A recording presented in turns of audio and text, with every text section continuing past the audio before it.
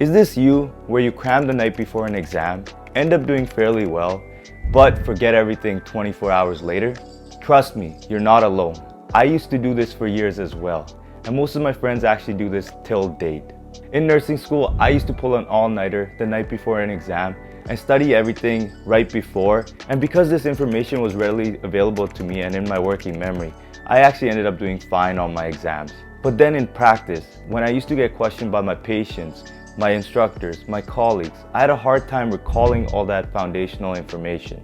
So why the does this happen? Well, that's just how our memory works. It gets rid of information that we don't readily use and considers it as junk. This concept was first discovered by a homie over 100 years ago. His name was Hermann Ebbinghaus. I probably pronounced that wrong, but he discovered the concept of memory decay. So basically what memory decay means is, he discovered that after learning a new concept, it is almost fully gone in certain time intervals. Okay, that's cool, but how do you fight this memory decay? So, the most effective way to fight this memory decay is called spaced repetition. So you basically do spaced repetition of the concepts in the intervals where most of the decay usually happens.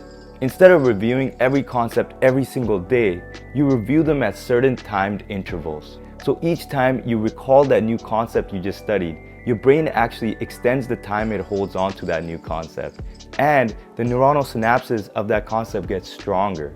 Remember though, this is where you need to do some self-reflection. Not all the information you just studied requires this.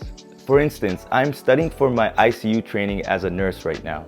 However, I do have a background in cardiology nursing, so I will not study concepts that I already know about the heart, because reiterating these concepts over and over again is just wasting my brain's resources. However, I have learned new concepts about pharmacology and how different medications affect your preload, your afterload, and your contractility of your heart. And I know I will forget this information. So this is where I can use spaced repetition. So now that you know how our memory works, and you know that we can combat this by using spaced repetition, you might be wondering, what can you use to do spaced repetition? And that's a very good question, my friend. I do this by using a tool called Anki. Here's how I use it. Whenever I struggle with a concept, let's say how beta blockers affect the afterload, preload, and contractility of the heart, I make a flashcard on this in Anki. And the next day, Anki quizzes me on this. If I get the answer right, the card shows up less often. If I get it wrong, it comes back sooner. So over time, the things that I master fade away into the background, and the things that I struggle with keep coming back until I master them as well. So why does this work? Number one, each review strengthens that pathway for the concept. Number two, active recall forces your brain to work and makes that memory even stronger. Number three, the spacing is algorithm based, so you end up working smarter, not harder.